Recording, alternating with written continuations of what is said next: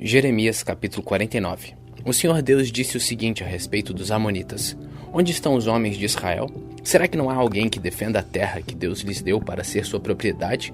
Por que foi que deixaram que o deus Moloque tomasse a terra da tribo de Gade e que os seus adoradores fossem morar lá? Mas está chegando o dia em que farei o povo da cidade de Rabá ouvir barulho de guerra. Essa cidade amonita ficará arrasada, e os seus povoados serão destruídos pelo fogo.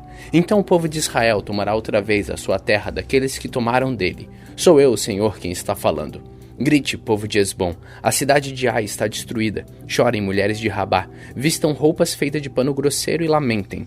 Corram de um lado para o outro, sem rumo. Moloque, o deus de vocês, será levado como prisioneiro, junto com os seus sacerdotes e todas as autoridades. Povo infiel, por que é que vocês se gabam? O seu poder está no fim. Por que é que vocês confiam na sua própria força e dizem que ninguém terá coragem de atacá-los? De todos os lados eu vou fazer com que o terror caia sobre vocês, e todos fugirão. Correrão para salvar a vida, e não ficará ninguém para reunir de novo as suas tropas. Sou eu, o Senhor, o Deus Todo-Poderoso, quem está falando. Porém no futuro farei com que os amonitas voltem a ser o que eram antes. Eu, o Senhor, estou falando.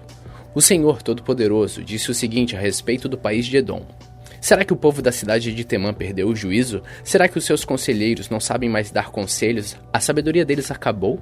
Moradores de Dedã, virem e corram, fujam e se escondam. Eu vou destruir os descendentes de Esaú, pois chegou a hora de castigá-los.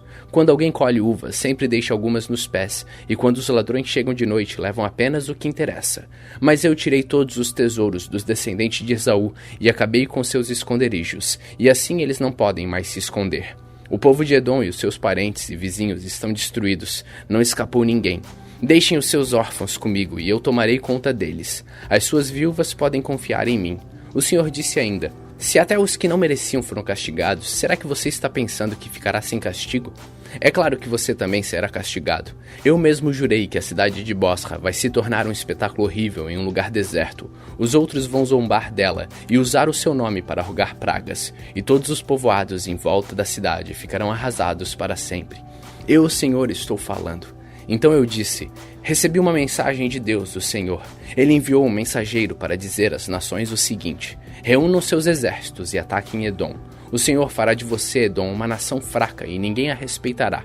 O seu orgulho o enganou. Não pense que alguém tem medo de você. Você vive nas cavernas das rochas, lá no alto da montanha. Mas embora more tão alto como uma águia, o Senhor o derrubará. Eu, o Senhor, estou falando. O Senhor disse: Cairá sobre Edom uma destruição tão horrível que todos os que passarem ficarão espantados e horrorizados com o que virem.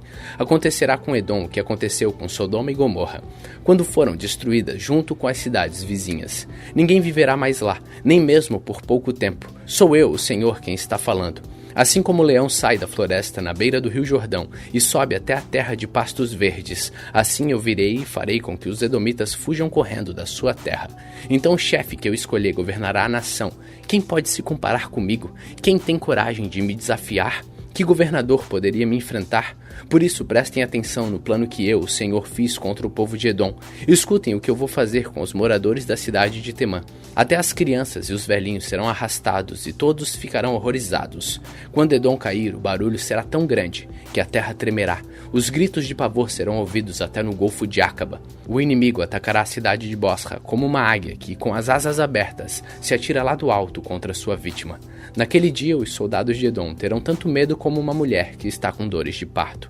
O Senhor Deus disse o seguinte a respeito de Damasco: Os moradores da cidade de Ramate e Arpate estão preocupados e assustados porque ouviram más notícias. O medo rola em cima deles como o mar, e eles não têm descanso. O povo de Damasco está fraco e virou para fugir apavorado. Estão cheios de dor e de angústia como uma mulher que está com dores de parto. Essa famosa cidade, que era feliz, agora está completamente abandonada. Portanto, naquele dia os moços e todos os soldados serão mortos nas ruas da cidade. Sou eu, o Senhor Todo-Poderoso, quem está falando. Eu queimarei as muralhas de Damasco e o fogo destruirá os palácios de Ben-Hadad. O Senhor Deus disse o seguinte a respeito da tribo de Quedar e das autoridades da cidade de Hazor, que foram derrotados pelo rei Nabucodonosor da Babilônia. Saiam e ataquem o povo de Quedar, destruam essa tribo do Oriente. Peguem as suas barracas, os seus rebanhos e as cortinas das suas barracas e tudo que encontrarem nelas. Tomem seus camelos e digam: em toda parte o povo está com medo. Povo de Hazor, eu, o Senhor, estou avisando vocês. Fujam para longe, se escondam. O rei Nabucodonosor da Babilônia, que planejou atacá-los, diz o seguinte: vamos, ataquem aquela gente que pensa que está firme e segura. A cidade deles fica longe das outras, e não tem portões nem fechaduras. Sou eu, o Senhor, quem está falando. Tomem os camelos e todos os gados deles. Eu espalharei por toda parte essa gente que corta o cabelo bem curto. Eu farei com que a desgraça caia sobre eles de todos os lados. Sou eu, o Senhor, quem está falando. Hazor vai virar para sempre um deserto, um lugar onde somente lobos viverão. Ninguém vai morar ali, nem por pouco tempo. Logo depois que Zedequias se tornou rei de Judá, o Senhor Deus me falou sobre o país de Elão. O Senhor Todo-Poderoso disse: eu matarei todos os flecheiros que fizeram de Elão um país poderoso. Farei com que os ventos soprem de todos os lados contra Elão, e o seu povo se espalhará por toda parte, até que não haja mais nenhum país para onde eles não tenham fugido. Vou fazer com que o povo de Elão fique com medo dos seus inimigos, daqueles que o querem matar. Na minha grande ira eu acabarei com eles. Mandarei exército contra eles até que sejam completamente destruídos. Sou eu, o Senhor, quem está falando. Destruirei os reis e os líderes de Elão e colocarei ali meu trono. Porém, no futuro, farei com que o país de Elão volte a ser como era antes. Eu, o Senhor, falei.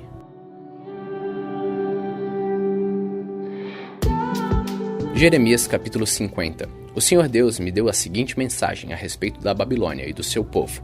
Deem a notícia às nações, avisem a todos, deem sinal e espalhem a novidade. Não deixem que ela fique em segredo. A Babilônia caiu. O seu deus Baal-Merduk está desesperado. Os ídolos da Babilônia estão cobertos de vergonha, e as suas imagens nojentas estão cheias de medo. Um povo do norte veio atacar a Babilônia, e ela vai virar um deserto. As pessoas e os animais fugirão, e ninguém mais viverá ali. O Senhor Deus disse: quando esse tempo chegar, o povo de Israel e o povo de Judá voltarão chorando e procurarão a mim, o seu Deus. Perguntarão onde é o caminho para Sião, e vão seguir nessa direção. E vão dizer assim: vamos nos ligar com Deus, o Senhor, e fazer com Ele uma aliança que durará para sempre. O meu povo é como ovelhas perdidas nas montanhas por culpa dos pastores. Como ovelhas caminharam de montanha em montanha e esqueceram a sua casa. Foram atacados por todos aqueles que o encontraram. Os seus inimigos dizem: eles pecaram contra Deus, e por isso o que fizemos não está errado. Eles deveriam ter ficado fiéis a Deus, o Senhor, como seus antepassados ficaram. Israelitas, fujam da Babilônia. Deixem o país. Sejam os primeiros a sair, pois levantarei no norte um grupo de nações fortes e farei com que ataquem a Babilônia. Essas nações ficarão em linha de batalha para lutar contra a cidade e a conquistarão. Os seus soldados atiram flechas como bons caçadores que nunca erram um alvo. Tirarão todas as riquezas da Babilônia e levarão embora tudo o que quiserem. Eu, o Senhor, estou falando. O Senhor Deus diz: povo da Babilônia, vocês levaram todas as riquezas da minha nação. Vocês agora estão alegres e felizes, andando soltos como um bezerro no pasto ou rixando como um cavalo bravo. Mas a cidade de vocês ficará humilhada e muito envergonhada. A Babilônia será a nação menos importante de todas. Ela vai virar um deserto seco, sem água. Por causa da minha ira, a Babilônia ficará arrasada e ninguém viverá ali. Todos os que passarem por lá ficarão admirados e espantados, vendo o que aconteceu com a cidade. Flecheiros, fiquem em linha de batalha para lutar contra a Babilônia e cerquem a cidade. Atirem todas as suas flechas contra ela, pois pecou contra mim, o Senhor. Soltem o grito de guerra em volta da cidade toda. Agora a Babilônia se entregou. Abriram brechas nas suas muralhas e as derrubaram. Eu, o Senhor, estou me vigiando dos babilônios. Vocês também se vinguem deles e os tratem como eles tratam os outros. Não deixem que plantem nem que façam colheitas na Babilônia. Todos os estrangeiros que vivem lá ficarão com medo do exército inimigo e voltarão para suas pátrias. O Senhor Deus diz: o povo de Israel é como ovelhas que os leões caçam e espalham. Primeiro os israelitas foram atacados pelo rei da Síria, e depois o rei Nabucodonosor da Babilônia roeu os ossos deles. Por isso eu, Senhor Todo-Poderoso, Deus de Israel, castigarei o rei Nabucodonosor e a sua nação do mesmo jeito que castiguei o rei da Síria. Levarei o povo de Israel de volta para sua pátria. Eles vão se alimentar do que cresce no monte Carmelo e na região de Bazã, e comerão tudo o que quiserem do que está nas terras de Efraim e Gileade. Quando esse dia chegar, ninguém achará mais pecado em Israel, nem maldade em Judá, pois perdoarei aqueles que eu deixar com vida. Eu, Senhor, estou falando. O Senhor diz: ataquem o povo de Merataim e Pecode, matem, acabem de uma vez com eles, façam tudo o que estou mandando. O barulho da batalha é ouvido no país e a grande destruição. A Babilônia quebrou o mundo a marretadas, e agora a marreta está quebrada em pedaços. Todas as nações estão espantadas, vendo o que aconteceu com a Babilônia.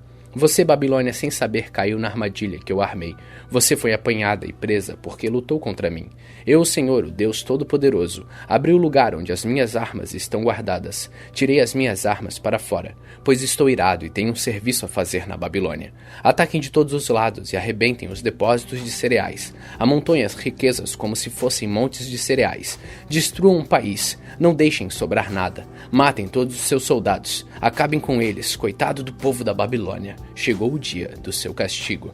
Já posso ver os refugiados que escaparam da Babilônia chegando a Sião e contando como o Senhor, nosso Deus, se vingou daquilo que os babilônios fizeram contra o templo dele. Digam aos flecheiros que ataquem Babilônia. Mandem para lá todos os que sabem usar arco e flecha. Cerquem a cidade e não deixem ninguém escapar. Que a Babilônia pague por tudo que fez. Façam com ela o que ela fez com os outros, pois me tratou com orgulho a mim, o Santo Deus de Israel. Por isso os seus jovens serão mortos nas ruas, e todos seus soldados serão destruídos naquele dia. Sou eu, o Senhor, quem está falando. Babilônia, você está muito orgulhosa, e por isso eu, o Senhor, o Deus Todo-Poderoso, estou contra você. Chegou a hora de castigá-la. Você, nação orgulhosa, tropeçará e cairá, e ninguém ajudará a se levantar. Eu porei fogo nas suas cidades, e tudo o que está em volta será destruído. O Senhor Todo-Poderoso diz: o povo de Israel e o povo de Judá estão sofrendo perseguição. Todos aqueles que prenderam os estão vigiando de perto e querem soltá-los. Mas aquele que vai libertá-los é forte, o seu nome é Senhor, o Todo-Poderoso. Ele mesmo defenderá a causa deles e trará paz à terra. Mas para o povo da Babilônia ele trará confusão. O Senhor diz: morram a Babilônia, morra o seu povo, as suas autoridades e seus sábios. Morram seus adivinhos mentirosos e tolos, morram os soldados que estão apavorados. Acabem com seus cavalos e com seus carros de guerra. Morram os soldados tão fracos que ela contratou. Destruam os tesouros dela, peguem as suas riquezas e levem embora. Virá uma seca a sua terra e os seus rios secarão. A Babilônia é uma terra de ídolos medonhos, ídolos que têm feito o seu povo de bobo. E assim as feras do deserto, lobos, aves imundas morarão em Babilônia. Nunca mais viverá gente ali. O lugar ficará para sempre sem moradores. Acontecerá com a Babilônia o que aconteceu com Sodoma e Gomorra, que eu destruí junto com as cidades que ficavam ao seu redor. Nunca mais ninguém viverá lá. Sou eu, o Senhor, quem está falando. Um povo vem vindo de longe, de uma terra do norte. Uma forte nação e muitos reis estão se preparando para a guerra. Estão armados com arcos e espadas. São cruéis e não têm piedade. Eles vêm montados em cavalos, fazendo o barulho do mar quando está bravo. Eles estão prontos para atacar a Babilônia. O rei da Babilônia ouve as notícias e os seus braços ficam moles. A aflição e a dor tomam conta deles, como acontece com a mulher na hora do parto. Assim como um leão sai da floresta na beira do rio Jordão e sobe até a terra de pastos verdes, assim eu, Senhor Deus, virei e farei com que os babilônios fujam correndo da sua cidade. Então os chefes que eu escolher governará a nação. Quem pode se comparar comigo? Quem tem coragem de me desafiar? Que governador poderia me enfrentar? Por isso prestem atenção no plano que eu, Senhor, fiz contra a cidade da Babilônia. Escutem o que eu vou fazer com o seu povo. Até as suas crianças serão arrastadas, e os que ouvirem falar disso ficarão horrorizados. Quando a Babilônia cair, o barulho será tão grande que a terra tremerá, e os gritos de pavor serão ouvidos pelas suas outras nações.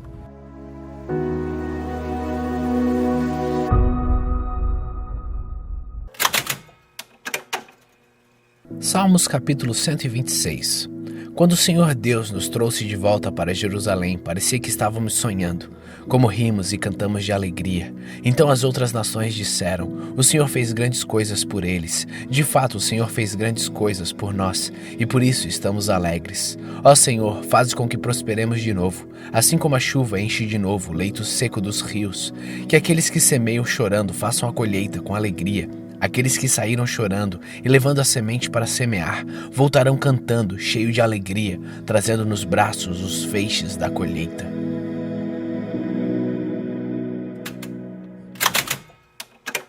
Segunda Coríntios capítulo 4. Deus, na sua misericórdia, nos deu essa tarefa, e é por isso que nunca ficamos desanimados. Nós rejeitamos tudo que é feito escondido e tudo que é vergonhoso. Não agimos de má fé, nem falsificamos a mensagem de Deus. Pelo contrário, agimos sempre abertamente, de acordo com a verdade, e assim as pessoas têm uma boa impressão de nós, que vivemos na presença de Deus. Porque se o evangelho que anunciamos está escondido somente para os que estão se perdendo. Eles não podem crer, pois o Deus deste mundo conservou a mente deles na escuridão. Ele não os deixou ver a luz que brilha sobre eles, a luz que vem da boa notícia a respeito respeito da glória de Cristo, a qual nos mostrou como Deus realmente é, pois nós não anunciamos a nós mesmos, nós anunciamos Jesus Cristo como Senhor e a nós como servos de vocês, por causa de Jesus. O Deus que disse que da escuridão brilha a luz, é o mesmo que fez a luz brilhar no nosso coração. E isso para nos trazer a luz do conhecimento da glória de Deus que brilha no rosto de Jesus Cristo. Porém nós que temos este tesouro espiritual somos como potes de barro, para que fique claro que o poder supremo pertence a Deus e não a nós. Muitas vezes ficamos aflitos, mas não somos derrotados. Algumas vezes ficamos em dúvida, mas nunca ficamos desesperados. Temos muitos inimigos, mas nunca nos falta um amigo. Às vezes somos gravemente feridos, mas não somos destruídos. Levamos sempre no nosso corpo mortal a morte de Jesus, para que também a vida dele seja vista no nosso corpo. Durante a vida inteira estamos sempre em perigo de morte por causa de Jesus, para que a vida dele seja vista neste corpo mortal, de modo que a morte está agindo em nós e a vida está agindo em vocês. As Escrituras Sagradas dizem: eu criei e por isso falei. Pois assim nós, que temos a mesma fé em Deus, também falamos porque cremos. Pois sabemos que Deus, que ressuscitou o Senhor Jesus, também nos ressuscitará com ele e nos levará, junto com vocês, até a presença dele.